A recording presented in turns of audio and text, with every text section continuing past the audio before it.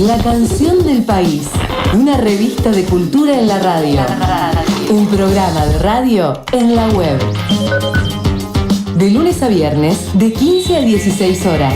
Lacanciondelpaís.com.ar. Todos los días, en cualquier momento.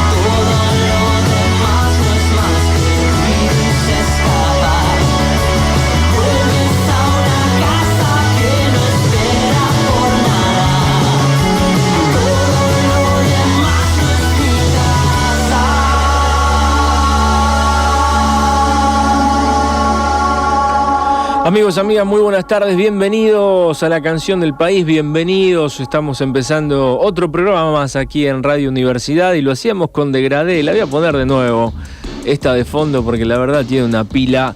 Es El Lunático, single adelanto del nuevo disco de los Degradé llamado Balneario, editado en 2017. Se va a editar en algunos días. El single ya lo podés escuchar en Spotify, lo podés escuchar en YouTube y lo podés escuchar en La Canción del País, porque lo elegimos para ponerlo hoy en la apertura de nuestro programa.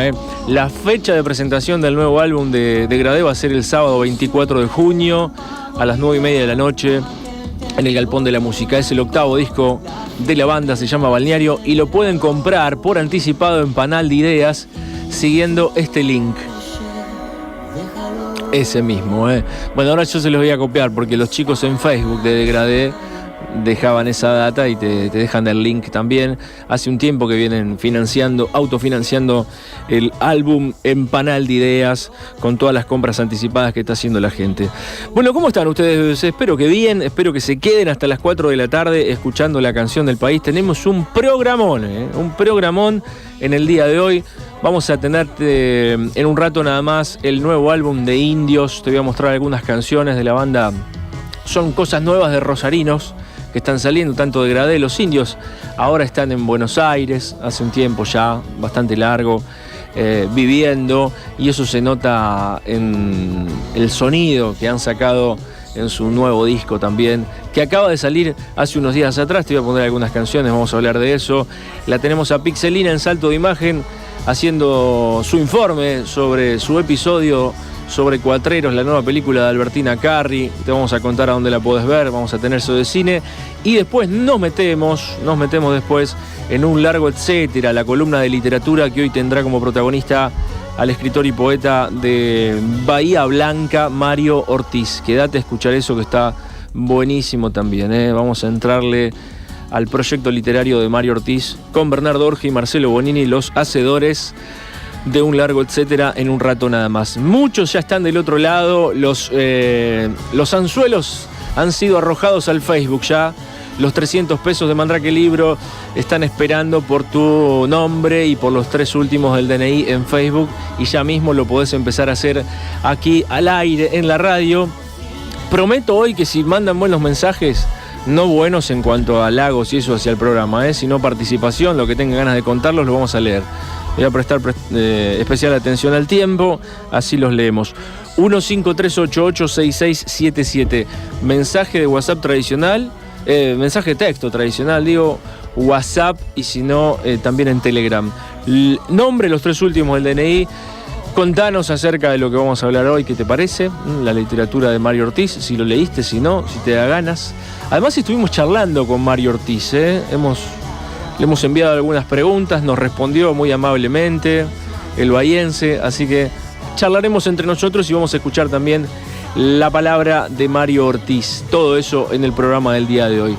Hacemos auspiciantes, amigos, y nos quedamos, tenemos mucho material. Nuestro recorte tiene que ver, ustedes saben, con la cultura y el arte de la ciudad y del país, y hacia las 4 vamos con todos esos contenidos. Auspician la canción del país. La Casa de Pandora, multiespacio café y bar, espacio cultural alternativo en el centro de Rosario. Charlas, presentaciones, exposiciones, teatro, muestras, ferias, talleres semanales, festejos, cafetería, pastelería, cerveza artesanal y cóctel. La Casa de Pandora, San Lorenzo 1455. Más info en Facebook. La Casa de Pandora, multiespacio café y bar. ¿Querés aprender a dibujar? Empezá por el punto. Taller Punto Inquieto.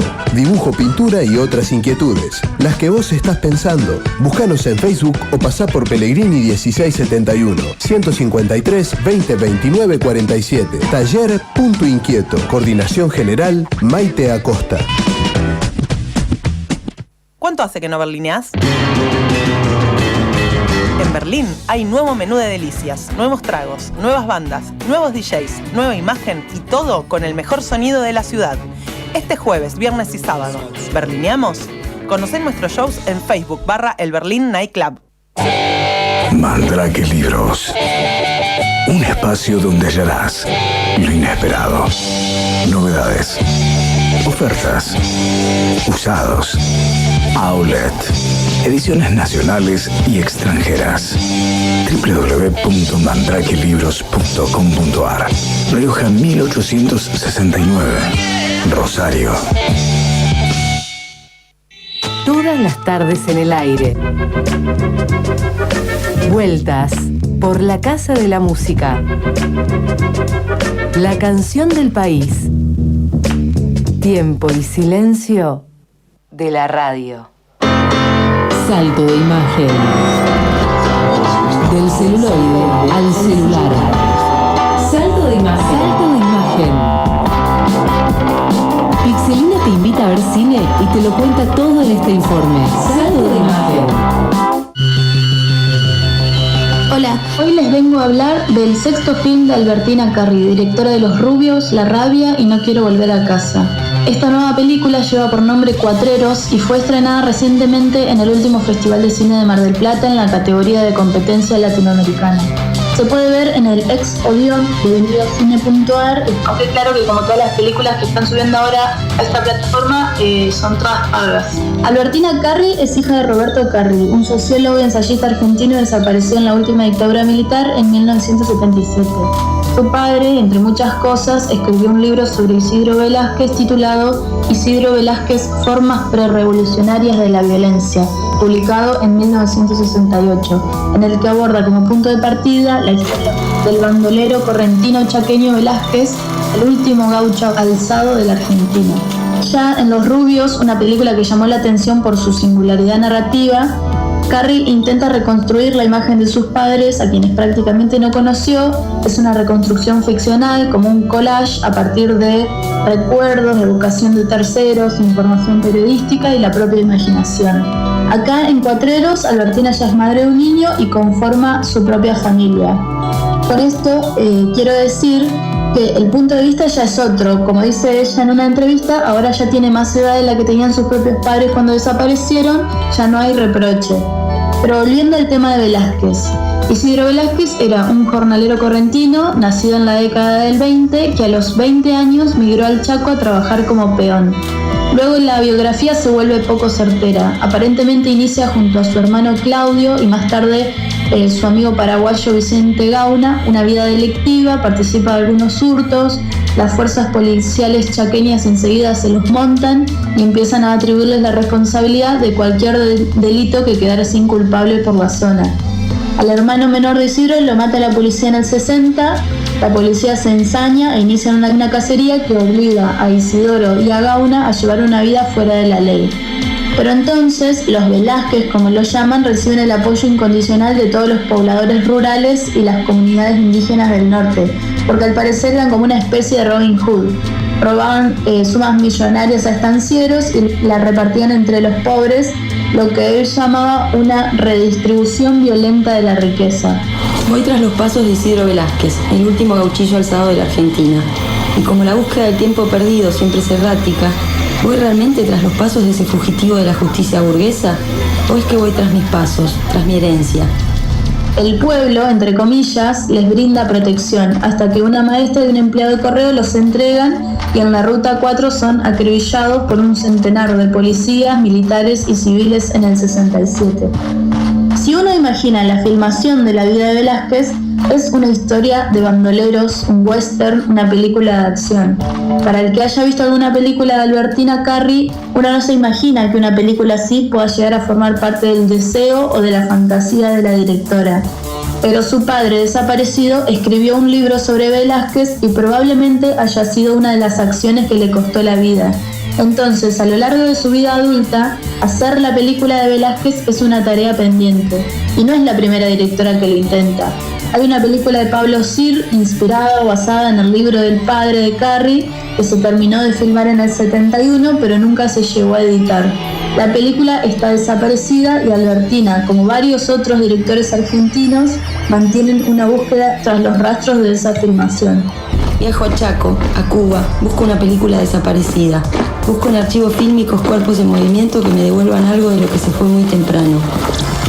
Pero entonces la película se convierte en una película imposible. Carri viaja a Chaco, pero no hay información certera sobre Velázquez, que a esta altura ya se ha convertido en un mito popular, una especie de gauchito gil norteño. La película filmada por Sir en el 71 no aparece. Carri se encuentra con el guión, que resulta ser muy parecido a la estructura de su película Los Rubios. Sir, el director de la primera película, está desaparecido, Velázquez está muerto, la familia de Velázquez, que sigue viva, tiene una paranoia y una desconfianza con cualquiera que se acerca a hablar, los padres de Carri desaparecidos. Es difícil endilgarle un género a Cuatreros. Es un documental, pero también es un western, es un ensayo autobiográfico, es una película experimental. Una de las particularidades es que es una película para la que no se generó ninguna nueva imagen. Su composición es simple pero poco convencional. Por un lado, una pantalla de fondo negro que reproduce a veces 1, 2, 3 o hasta 5 pantallitas de esquinas curvadas emulando los viejos aparatos de televisión. En esos aparatos se transmiten simultáneamente un centenar de imágenes de registro. Es un registro de la obsesión de Albertina Carri, que durante todos sus años de actividad en el cine se ha pasado infinitas horas mirando material de archivo de lo más extravagante para ver si en esos registros aparece una historia para contar, pero también si aparece una imagen viva de sus padres. ¿Qué busco? Busco películas, también una familia, una de vivos, una de muertos. Busco una revolución, sus cuerpos, algo de justicia. Busco a mi padre y a mi madre desaparecidos, sus restos, sus nombres, lo que dejaron en mí. Hago un western con mi propia vida. Busco una voz, la mía, a través del ruido y la furia que dejaron esas vidas arrancadas por aquella justicia burguesa.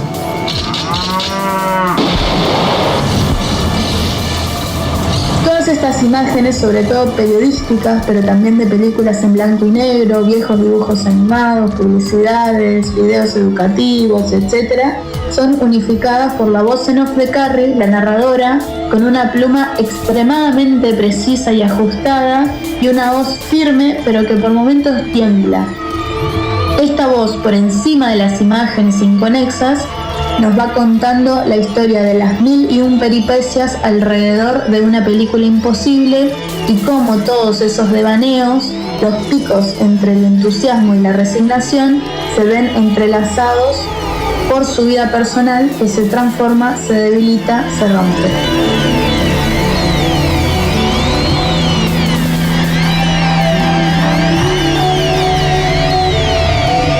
La teníamos a Pixelina, amigos, en su sección Salto de Imágenes, Salto de Imagen, hablándonos de Cuatreros, el nuevo film de Albertina Carri, que lo podés ver en esta plataforma Odeon, es odeon.com.ar. También la están dando todos los sábados de mayo a las 6 de la tarde en el Malva, en Buenos Aires, ahí en Figueroa Alcorta 3415. Si andás por allá, te querés ir al Malva y pescar lo nuevo de Albertina Carri, bueno, te queda a mano, esta nueva película de Albertina Carri, la directora de Los Rubios. 3 de la tarde, 20 minutos, suena Juan y Fabre de fondo. Te recordamos que el 24 de mayo, miércoles, víspera de feriado, vamos a estar en el Berlín con Juani y su sexteto La Paciencia, entrevistándolo y por supuesto escuchando sus canciones. Es una entrevista en vivo, radio en vivo más recital y después fiesta en los Bajos de Berlín. El costo de la entrada es de 100 pesos. Esto es el miércoles 24 de mayo allí en Berlín, en Pasaje Simeoni 1128, donde venimos haciendo una serie de radio en vivo con los músicos de la ciudad, así que están más que invitados. Nos metemos ahora en los nuevos sonidos de la banda Indios, de aquí de Rosario también. Acaban de editar su nuevo disco. Esta es una de las canciones, la que lo abre justamente y la que lo nombra. Se llama Asfalto. Así de rockeros empiezan. Lo escuchamos y a la vuelta les cuento algunas cosas. Esto es lo nuevo de Indios, acaba de salir el 12 de mayo, lo subieron a las plataformas virtuales.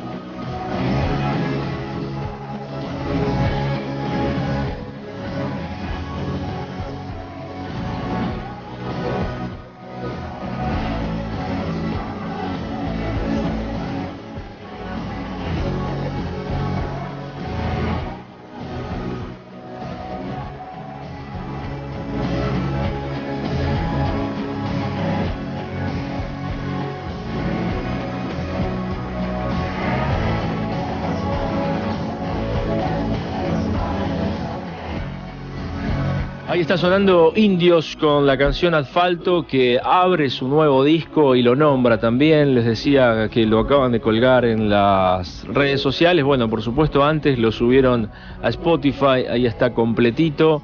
El 12 de mayo lo hicieron, nada, hace 4 días atrás.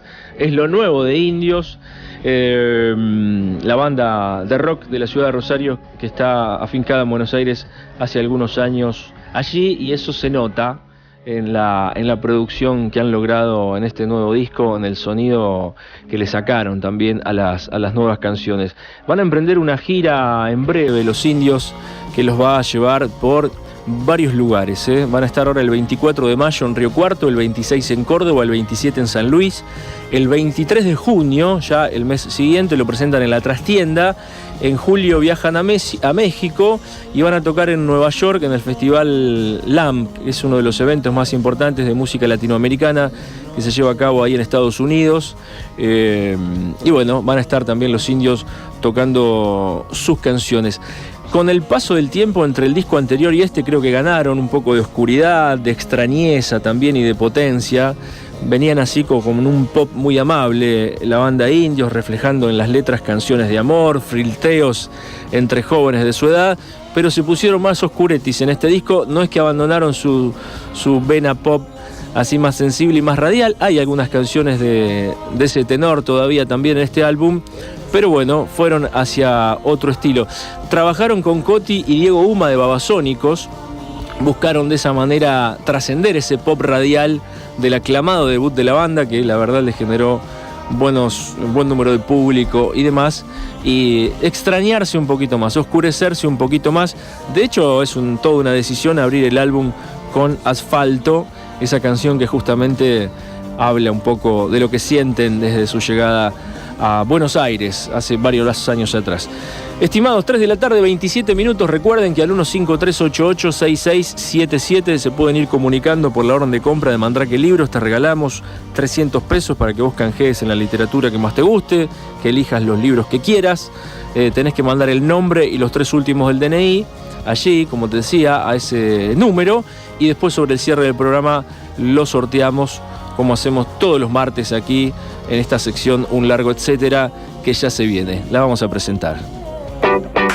En lacanciondelpaís.com.ar consulta la agenda con todo lo que pasa en Rosario. Recitales, cine, lecturas, teatro, presentaciones, eventos, fiestas.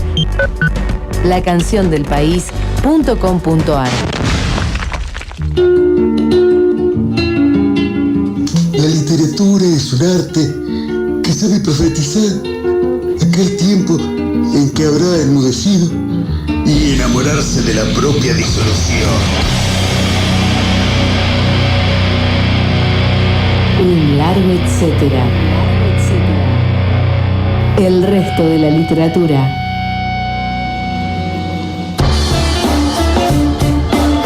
Nos metemos de lleno en el escritor del día de hoy con este texto de presentación que siempre les mostramos. Existe una remanida anécdota histórica, muchas veces utilizada como introducción a la filosofía del lenguaje, según la cual el gran marsupial, que conocemos como canguro, debe su nombre a un equívoco lingüístico. Según esta fábula, para muchos apócrifa, cuando los colonos ingleses se encontraron con un ejemplar de aquel animal desconocido y preguntaron a los indígenas australianos qué bicho era ese que se movía a los altos y que llevaba a sus crías en un repliegue externo de su propia piel, recibieron como toda respuesta los vocablos can-gu-ru. Los hombres blancos creyeron que ese era el nombre de las bestias, pero no, en realidad la expresión quería decir no entiendo la pregunta. Sea o no cierta, la anécdota ilustra de modo ejemplar la arbitrariedad que existe en todo signo lingüístico, la puntada caprichosa que une cada vez que pronunciamos una palabra a un sonido con un significado y un objeto ausente, la esquiva relación que existe, en suma, entre las palabras y las cosas. La obra poética de Mario Ortiz hace pie en este problema filosófico fundamental, pero agrega una pregunta: ¿y si veo las cosas de una forma diferente? Si las digo diferentes, ¿no podrían ser esas mismas cosas distintas? Ortiz nació en 1965 en la ciudad de Bahía Blanca, donde estudió la carrera de letras, donde vive hasta el día de hoy, donde trabaja como docente en la universidad y en la escuela media. A mediados de los 80, cuando era todavía un estudiante, formó parte del grupo de jóvenes poetas bahienses conocido como Mateísta, pero recién en el año 2000, con 35 años, publica el primero de una serie de libros que dio en llamar Cuadernos de Lengua y Literatura, que continúa escribiendo y que cuenta al día de hoy con 10 volúmenes, el último de ellos publicado este año. Todo lo que escriba en el futuro, afirma él, va a ir a parar a esos cuadernos. La poesía de Ortiz, escrita a veces en verso, a veces en prosa, incorpora como materiales una amplia variedad de discursos, como por ejemplo la divulgación científica y la lingüística, pero también la historia local, coyuntural a veces, de Bahía Blanca. Los procedimientos a los que recurre para amalgamar estos materiales son heterogéneos, al punto que resulta difícil describir sus libros o decir cómo son. ¿Acaso, siguiendo sus palabras, haya que decir que la poesía no es, sino que funciona, que establece conexiones entre elementos diversos, del mismo modo en que se dice en matemática que B contrajo relación de dependencia con A, es decir, B está en función de A. Ya lo enunció Gili en 1822 en defensa de la poesía. La poesía señala las relaciones antes no percibidas de las cosas. Solo hay que agregar que el lenguaje pone de manifiesto esa relación ya existente y o la inventa a partir de sí mismo. Hoy en la canción del país, Mario Ortiz o la dependencia funcional.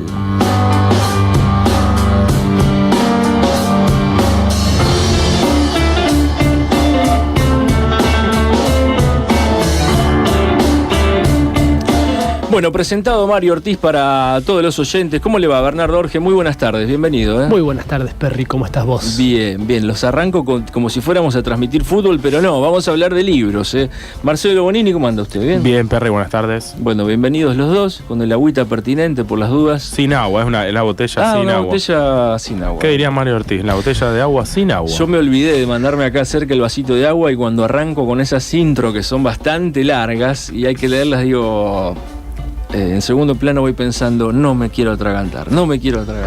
Pero no, salimos airosos. No, igual perfecto el fraseo, Perry. ¿Le gustó el ritmo? Sí, siempre. Ustedes que son escritores y poetas y le prestan atención a todo esto, bueno, no está mal que me evalúen. Me gustó el texto introductorio porque es bien abarcativo de quién es Mario Ortiz, este hombre que escribe, ¿no? Porque él tampoco en alguna de las respuestas que nos da dice, me cuesta decirme poeta.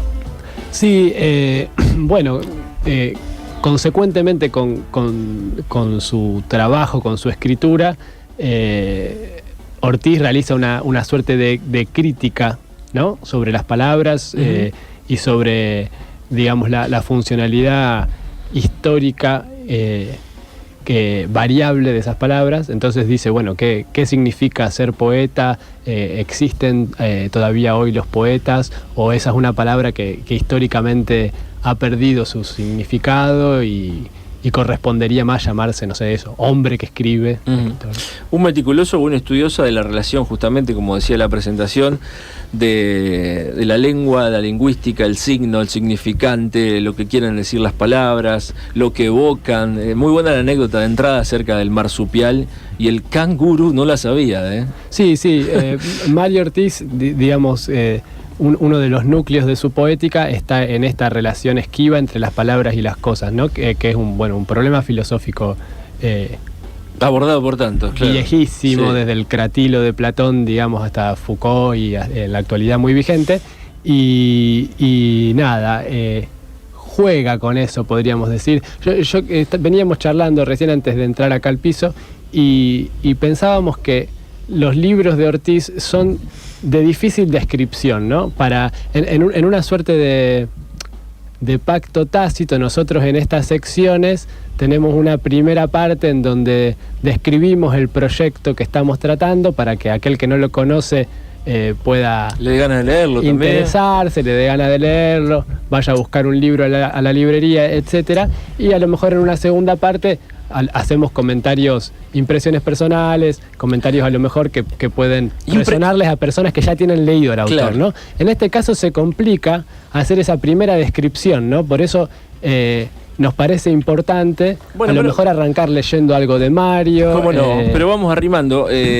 Por último, Marcelo, no sé si querés aportar algo. Decíamos que él viene nombrando a todos sus libros, que ya llegó al volumen 10, recientemente publicado, como cuadernos de lengua y literatura. Estuvimos hablando con Mario Ortiz y nos respondió todas estas cosas muy amablemente, así que ahora también les vamos a compartir su palabra sobre su proyecto literario. Hay algo de proyecto claramente extensivo, de nombrar a todo esto que él escribe, todo esto que, como decía otro poeta argentino que era Alberto Schirri, todas estas cosas que se parecen a un poema, o se parecen a un cuento, se parecen a un ensayo, de volcarlas, digamos, de verterlas en una serie de volúmenes siempre bajo el mismo rótulo. Es como la idea de cuaderno también da la idea de un apunte diario, de algo, no sé si llamarlo desprolijo, pero al menos discontinuo. Y que se va completando todo el tiempo, que no es algo cerrado, él lo dice por allí en una respuesta. Completando y modificando, digamos, de alguna manera para atrás. Yo, por ejemplo, estuve leyendo el volumen 8 de Cuadernos de Lengua y Literatura y el volumen 5, y da la venturosa casualidad que en el volumen 8, que es posterior obviamente,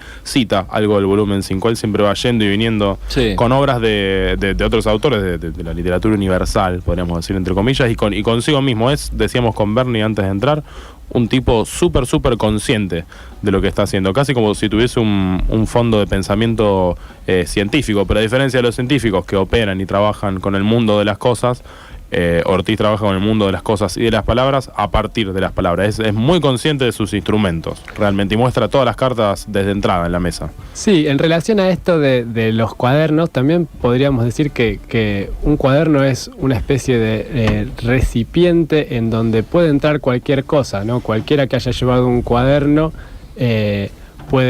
sabe que en ese lugar, en esas libretas, se cruzan apuntes pseudos filosóficos, notas de gastos, dibujitos en los márgenes. Sí.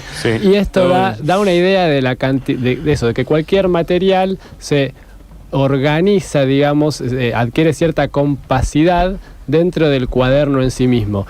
En el caso de Mario Ortiz, una de las cosas que le preguntamos nosotros es un poco cómo piensa él esta forma, ¿no? Que en general, digamos, es una de las invariables de la literatura, ¿no? Perseguir una forma, como decía Rubén Darío, persigue una forma. Y en este caso, no son poemas, digamos, más o menos breves, en versos, cerrados en sí mismos, sino como que pareciera que la forma que encuentra Mario Ortiz para decir lo que quiere decir es la del libro, digamos, ¿no? La de estos cuadernos, en donde los materiales se transforman continuamente y en donde a lo mejor una palabra en una de sus primeras páginas sobre el final del libro quiere decir una cosa distinta, porque la sometió a determinado nivel de presión semántica, claro, que de alguna manera la resemantiza y en nuestra cabeza resuena de una forma diferente. Es algo muy interesante. Qué bueno, propio de la poesía también, ¿no? de ese experimento.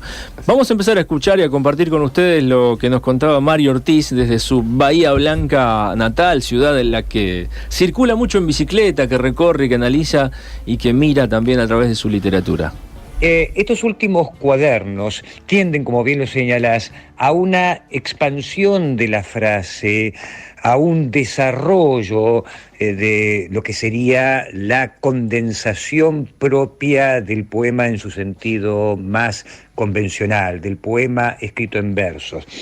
Ya Pound decía que, la poesía es condensación, dichten, que en alemán significa precisamente eso, ¿no? Condensar. Y en un momento determinado yo necesité ampliar justamente esa frase. Yo venía trabajando sobre el formato más convencional de poema individual. Los primeros libros resultaron antologías de poemas, hasta que a partir del volumen 3 continué escribiendo formato poema, pero ya el libro adquirió una unidad, ¿no? Ya no era colección de textos individuales, sino más bien, digamos, el libro era un poema completo, ¿no? Un poema libro. Eso fue en el volumen 3 y en el volumen 4. Y bueno, en un momento determinado yo sentía que aún el formato verso me resultaba estrecho para la cantidad de cosas que yo quería decir, lo que yo quería expresar. Y entonces fue a partir, bueno, de algunas lecturas, de algunas charlas, algunos diálogos, algunas experimentaciones, que me empecé a abrir hacia la prosa. Ahora, como bien espero que por lo menos se pueda notar en los libros, aunque es prosa, no los considero ni novelas, ni ensayos, ni colecciones de cuentos, sino que es algo que sería más bien un entre, algo, si se quiere, anfibio, pero que en todo caso yo lo considero poesía. Para mí, todos los cuadernos, todo lo que yo hago, los considero precisamente como un gran poema.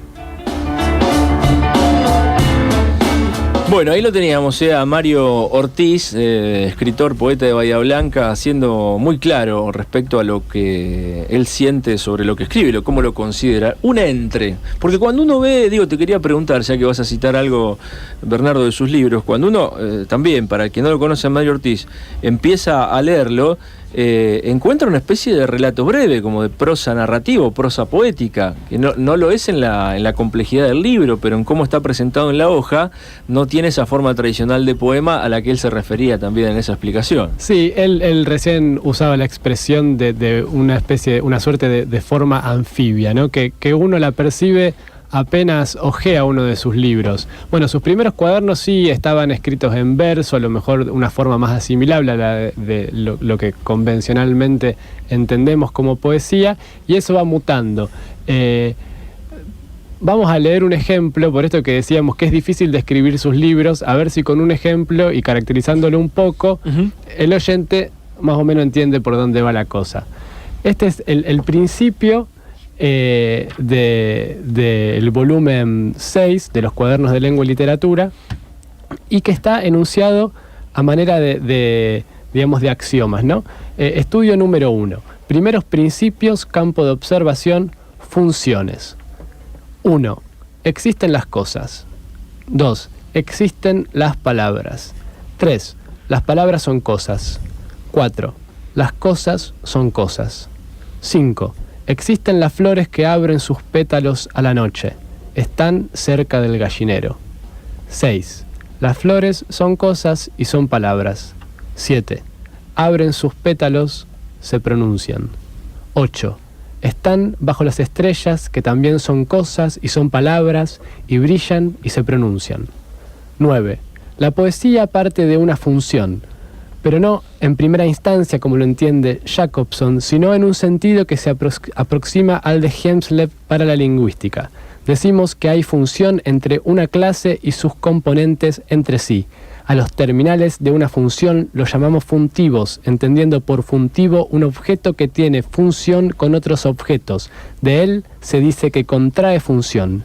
Lo crucial en Hemsleb es que el término función alude al sentido etimológico, pero también al lógico matemático. Una entidad tiene dependencia con otra entidad. 10. Las flores y las estrellas copulan en la misma oración. Luego del punto se pueden cerrar los ojos y solo queda el aroma. 11. Alguien que fuese trasladado desde otra dimensión y apareciese por primera vez en este punto del planeta a esta hora, al desconocer todo acerca de nuestro universo, no podría determinar si el aroma proviene de las flores o de las estrellas. 12. Las flores se llaman buenas noches, la estrella se llama Sirio y también tienen nombre las que dan forma a Orión y a la Cruz del Sur. 13. La criatura de otra dimensión no tiene nombre. Hay un fragmento de uno de los libros de Mario Ortiz, el volumen 6 de sus cuadernos de lengua y literatura.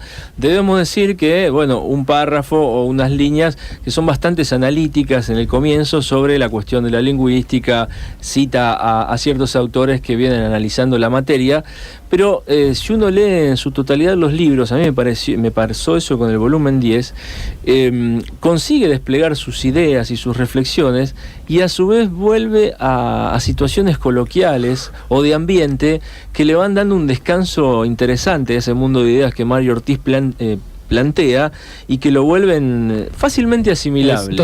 No es analítico.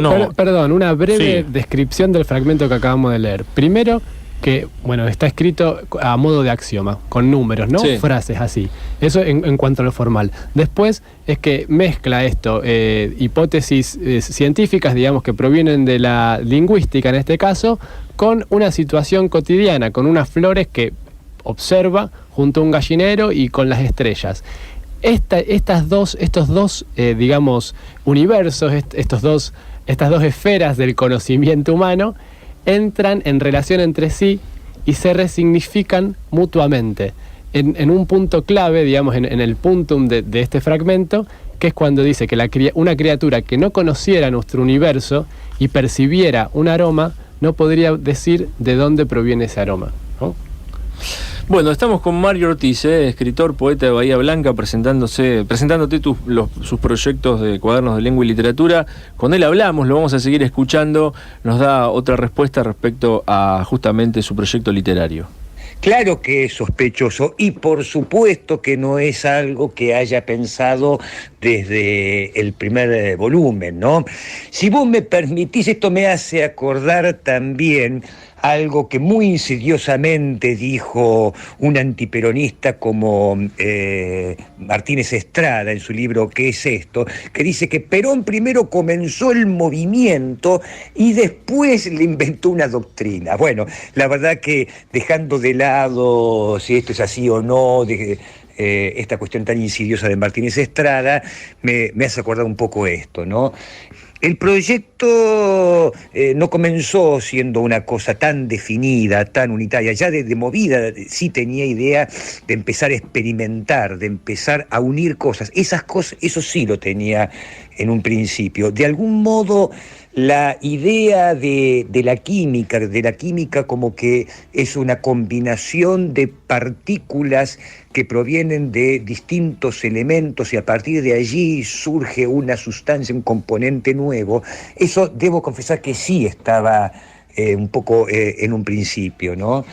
Ahora, más allá de esa vaga intuición, obviamente los cuadernos se fueron como delineando, se fueron perfilando, fueron logrando una mayor coherencia. Y lo que a lo mejor en un principio era algo así como una especie de intuición y algo que también se fue alimentando, retroalimentando con algunas lecturas de mis poemas que hizo Ana Porrúa, algunas apreciaciones muy, muy importantes que también me ayudaron a iluminar mi propia producción poética. Bueno, esas formulaciones tan sistemáticas, esas formulaciones tan, uno diría, como casi, entre comillas, científicas o filosóficas, son efectivamente posteriores. Se fue nutriendo y se fue alimentando con otras lecturas también posteriores, claro.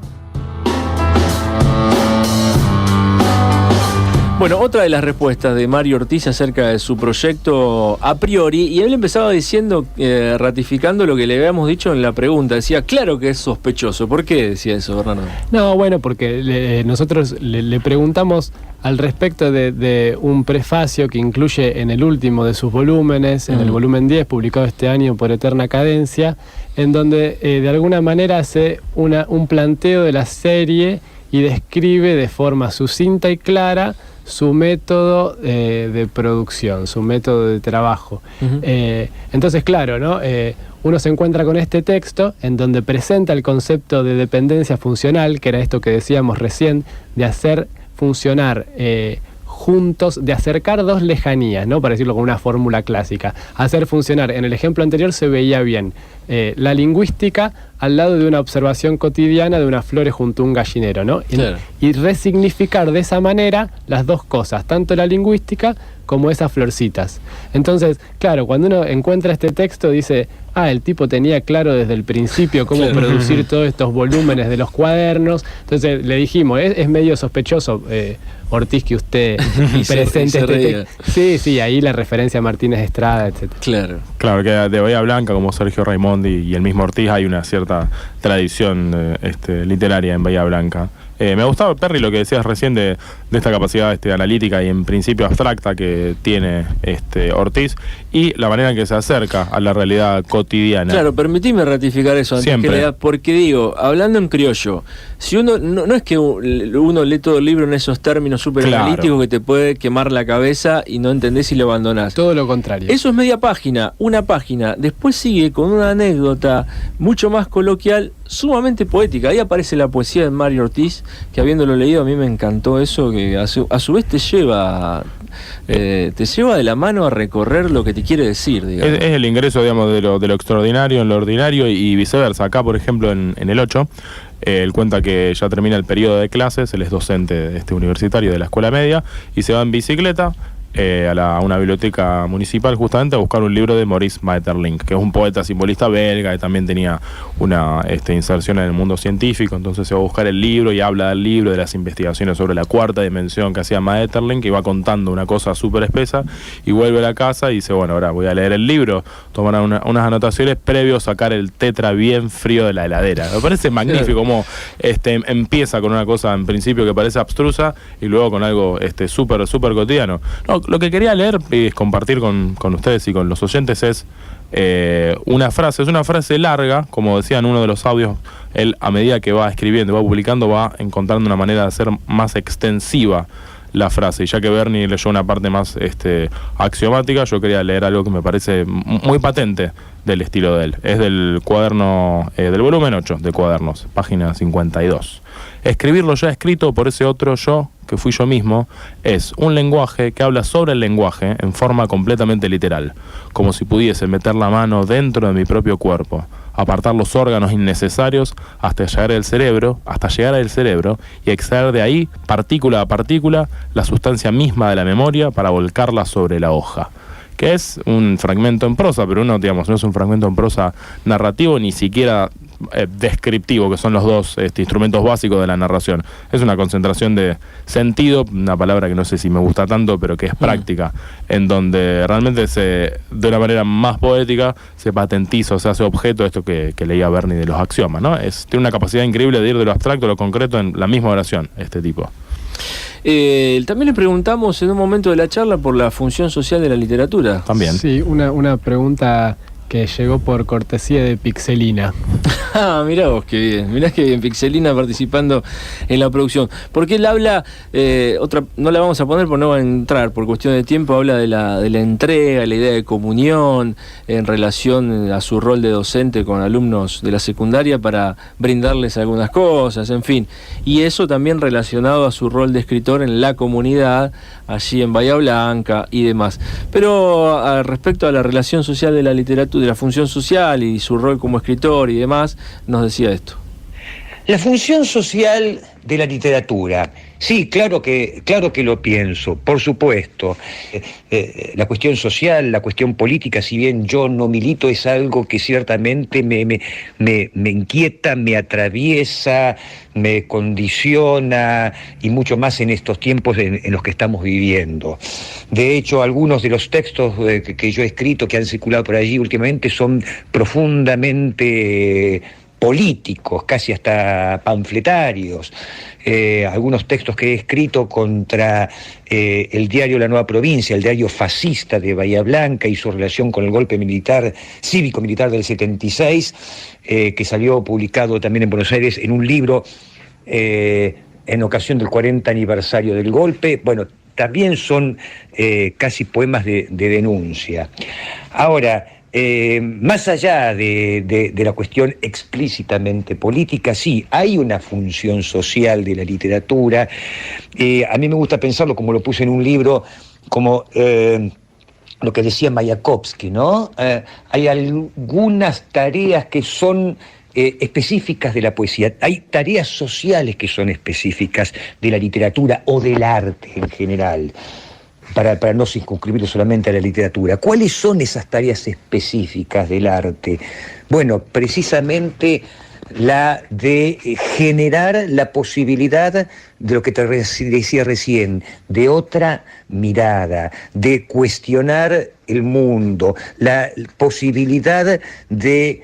Bueno, y acá sí soy romántico. acá sí, romántico simbolista, de descubrir las relaciones antes no percibidas de las cosas, ¿no? Lo que decía Gili, de descubrir esas correspondencias, que no son solamente bosques de símbolos, sino que son esas correspondencias antes no percibidas, incluso a nivel material, a nivel histórico, la relación entre un objeto cualquiera y su espesor histórico y económico. Eso son, digamos, funciones sociales del arte que yo al menos las pongo en práctica constantemente. También es cierto que a veces en momentos de urgencias sociales, de crisis y en momentos de profundas desigualdades e injusticias, pareciera ser que el arte resulta insuficiente o que la poesía resulta un juego banal de autofiguraciones, de excentricidades, o un juego tonto frente a las personas que concretamente se están muriendo de hambre y por lo tanto hace falta una acción política mucho más concreta. Eso es algo que también por momentos a mí, debo decirlo, me angustia y por momentos también me hacen sentir que lo que estoy haciendo es una reverenda estupidez frente al hecho concreto de lo que vivimos en nuestro país, de las desigualdades sociales que se van acrecentando cada vez más. Pero como al mismo tiempo no tengo capacidad para actuar directamente en la política, no me siento en condiciones físicas ni emocionales de participar directamente en la política, bueno, son los momentos en los que uno intenta calmarse un poco más y seguir adelante con alguna justificación que aunque sea pequeña, mínima, algo que a uno le permita seguir escribiendo. Bueno, allí estaba Mario Ortiz desde Bahía Blanca hablándonos de la función social de la literatura, su rol como escritor y ligado al compromiso político y demás. Algo para el cierre, muchachos, para invitar a los oyentes a leer a Mario Ortiz. Hay 10 volúmenes para elegir, cada volumen tendrá entre 100 y 200 páginas, son libros relativamente cortos, y todo su proyecto literario, como decíamos, denominado Cuadernos de Lengua y Literatura. Y podríamos mandar a leer el último volumen que se consigue en nuestra librería amiga. Consideramos que dentro de todo es el más amable para leer. Con Bernie pensábamos que esto iba a suceder, que para eso se escucha un tanto complejo, pero es como esos profesores o profesoras que saben un montón, tienen un montón de conocimiento acumulado y uno tiene como un cierto respeto reverencial. Esa gente que te dice, no, bueno, vení, vamos a tomar un café que te lo explico. Te lo bajo, Mario claro. Ortiz es así, te agarra de la mano y se toma un café o un tetra bien frío, y te lo explica, digamos, sin pomposidad y sin hacer del conocimiento o los pensadores o escritores un monumento, lo baja a tierra. El monumento al mapa, ¿no? Hace el monumento al mapa, eso es buenísimo. En Bahía Blanca hay un monumento al mapa de la provincia de Buenos Aires. Sí, es muy recomendable el 10 porque te vas a divertir también. Sí, recomendamos que se acerquen a alguna librería. Bueno, a Mandrake, por supuesto. Los volúmenes que se consiguen son desde el 5 en adelante. Los primeros 4 están publicados en pequeñas editoriales y a partir del 5 los está sacando Eterna Cadencia, los viene editando. Sí, una editorial que tiene distribución nacional, así que pueden ir, y lo que está bueno es que agarren cualquier libro y lo jeen, y ahí van a ver de qué se trata, van a ver cuáles son estos materiales heterogéneos de los que nosotros les venimos hablando, porque van a encontrar imágenes, fotos que Mario Ortiz saca de algo que le llama la atención mientras va en bicicleta y agarra un yuyito que él dice que le salva la vida, que sé yo, le saca una foto y lo mete en el libro. Un plano antiguo de Bahía Blanca o de un cronista que pasó por esa zona. De todo, ¿no? Entonces, solo con una ojeada, experimentaciones tipográficas, de todo. Con una ojeada ya se van a dar cuenta de la riqueza de este material. Bueno, muchos se anotaron sí, no sé qué te corté, ibas a decir algo más. Está. Muchos se anotaron a la orden de compra, Sebastián 907 por mensaje de texto, ahí comunicándose. También nos mandaba un mensajito Pablo 900. Todos aquí, bueno, dando el nombre y los 3 últimos del DNI, Santiago 610. por mensaje. ¿Qué más? A ver quién estaba por allí. Hola gente, por la orden, dice Susana. También, bueno, todos quedaron anotados para Martín 571, los mensajes de texto que han ido llegando al WhatsApp y por supuesto mucho en Facebook. Ahí están todos también los de Facebook, que en el posteo de cada programa dejaron el nombre y los 3 últimos del DNI. Amigos, hasta aquí un largo etcétera, la columna de literatura que hacemos todas las semanas con Bernardo Orge y Marcelo Bonini. Muchachos, muchas gracias. Gracias vos, Perry. Hasta la semana que viene. Gracias a todos. Nos Buenas toca tardes. la que viene, sí. No, la que viene en descansamos. 2. En 15. En 15.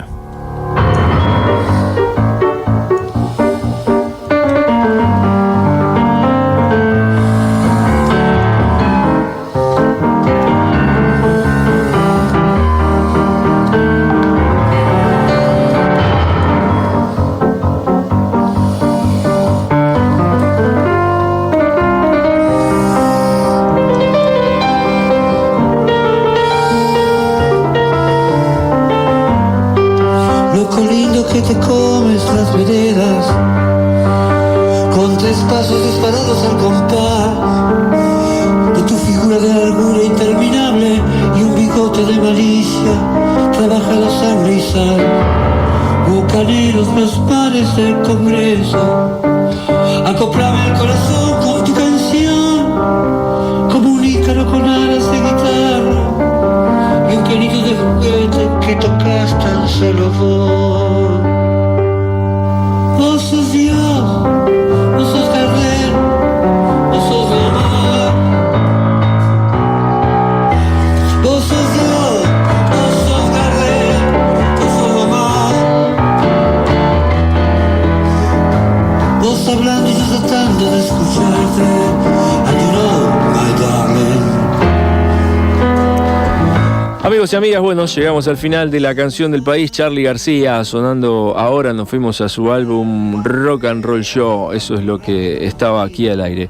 Vamos a escuchar los auspiciantes y después nos vamos directamente a la tanda y después se viene Falso Vivo para seguir con ustedes hasta las 18 aquí en Radio Universidad. Muy amables a todos los que mandaron mensajes, se anotaron. Recuerden que en el canal de YouTube encuentran los materiales que les vamos presentando día a día en nuestro programa. Gonzalo 999 es el ganador de la orden de compra de esta semana. Gonzalo 999 se anotó por Facebook, ha sido el ganador de los 300 pesos en Mandrake. Anda a Rioja 1869 y ahí los retiras. Gonzalo 999. Mañana volvemos, se quedan con Falso Vivo hasta las 18. Hasta mañana. Auspiciaron la canción del país. La Casa de Pandora, multiespacio café y bar, espacio cultural alternativo en el centro de Rosario. Charlas, presentaciones, exposiciones, teatro, muestras, ferias, talleres semanales, festejos, cafetería, pastelería, cerveza artesanal y cóctel. La Casa de Pandora, San Lorenzo 1455. Más info en Facebook. La Casa de Pandora, multiespacio café y bar. ¿Querés aprender a dibujar? Empezá por el punto. Taller Punto Inquieto. Dibujo, pintura y otras inquietudes. Las que vos estás pensando. Búscanos en Facebook o pasá por Pellegrini 1671. 153 20 29 47. Taller Punto Inquieto. Coordinación General Maite Acosta. ¿Cuánto hace que no berlineás? En Berlín hay nuevo menú de delicias, nuevos tragos, nuevas bandas, nuevos DJs, nueva imagen y todo con el mejor sonido de la ciudad. Este jueves, viernes y sábado, ¿berlineamos? Conocé nuestros shows en Facebook /El Berlín Nightclub. Mandrake Libros. Un espacio donde hallarás lo inesperado. Novedades. Ofertas. Usados. Outlet. Ediciones nacionales y extranjeras. www.mandrakelibros.com.ar. Rioja 1869. Rosario. En lacanciondelpaís.com.ar consulta la agenda con todo lo que pasa en Rosario. Recitales, cine, lecturas, teatro, presentaciones, eventos, fiestas. lacanciondelpaís.com.ar